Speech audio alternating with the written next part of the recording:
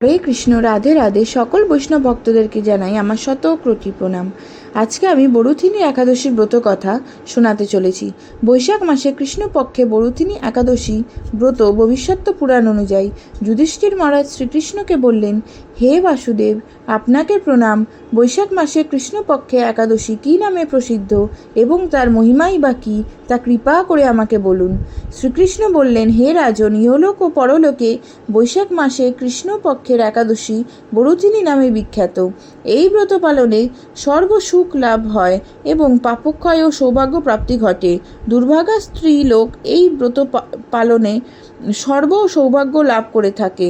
ভক্তি ও মুক্তি প্রদানকারী এই ব্রত সর্বপাপহরণ এবং গর্ভবাস যন্ত্রণা বিনাশ করে।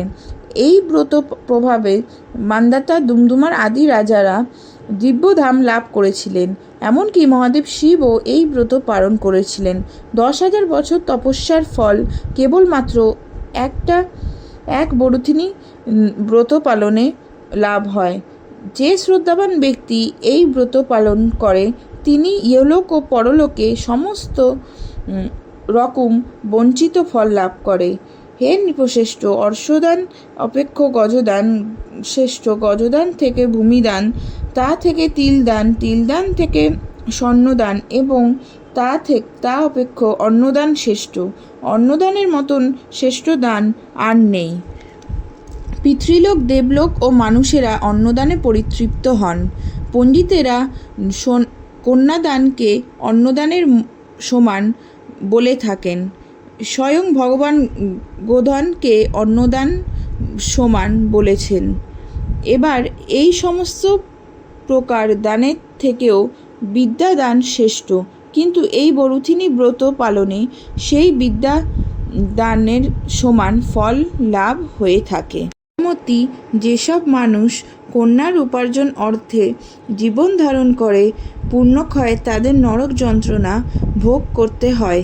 তাই কখনো কন্যার উপার্জিত অর্থ গ্রহণ করা উচিত নয়। যে ব্যক্তি বিভিন্ন স্বর্ণ অলঙ্কারের সহ কন্যাদান করে তার পুণ্যের হিসাব স্বয়ং চিত্রগুপ্ত করতে অসমর্থ হয়, কিন্তু বরুথিনী ব্রতর পালনকারী কন্যাদান থেকেও বেশি ফল লাভ করে। ব্রতকারী ব্যক্তি দশমীর দিন কাঁসার পাত্রে ভোজন, মাংস, মসুর, ছোলা, শাক, মধু, অন্যের প্রদীপ্ত অন্ন গ্রহণ, দুবার আহার ও মৈথুন পরিত্যাগ করবে। ক্রিয়া, নেশাজাতীয় দ্রব্য, দিবানিদ্রা, পরনিন্দা, পরচর্চা, প্রতারণা, চুরি, হিংসা, মৈথুনক্রোধ ও মিথ্যা বাক্য একাদশীর দিনে বর্জনীয়। কাঁসার পাত্রে মাংস, মসুর, মধু, তেল, মিথ্যা ভাষণ, ব্যায়াম, দুবার আহার ও মৈথুন দ্বাদশীর দিনে পরিচার্য।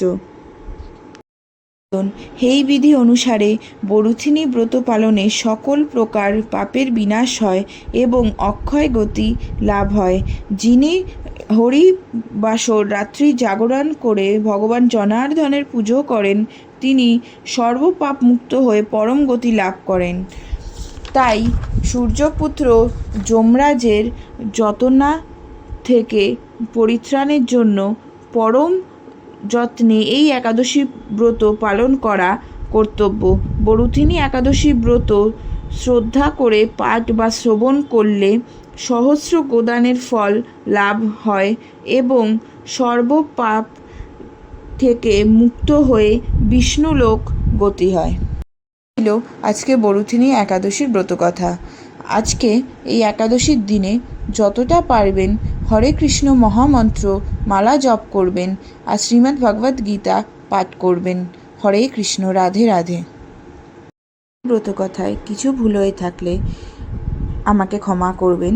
আমি নিজেকে নিশ্চয়ই ঠিক করার চেষ্টা করব।